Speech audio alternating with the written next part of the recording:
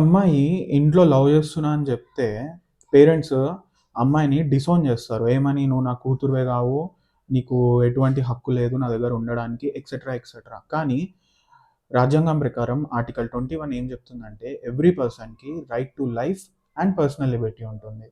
దాంట్లో ఇంక్లూడ్ అయ్యి ఉన్న ఇంకొక బ్యూటిఫుల్ రైట్ ఏందంటే right to choose her own partner. తన ఇష్టం వచ్చిన వాళ్ళని తన పార్ట్నర్‌గా చూజ్ చేసుకోవచ్చు. ఎవరు ఫోర్స్ చేయలేరు. పేరెంట్స్ ఎమోషనల్‌గా ఆ అమ్మాయిని డిసోన్ చేయగలరు గానీ, లీగల్‌గా డిసోన్ చేయలేరు.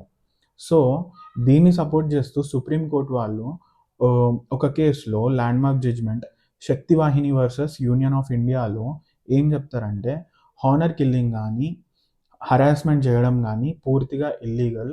ఎవరైతే ఇంటర్ క్యాస్ట్ మ్యారేజెస్ కానీ, ఇంటర్ ఫెయిత్ మ్యారేజెస్ కానీ చేసుకుంటారో వాళ్ళకి ప్రొటెక్షన్ ఇవ్వాలి అని చెప్పి సుప్రీం కోర్ట్ యొక్క క్లియర్ డైరెక్షన్స్ ఉన్నాయి. సో, ఇలాంటి మోర్ వీడియోస్ మీకు రావాలి అనుకుంటే నా ఛానల్‌ని ఫాలో అవ్వండి.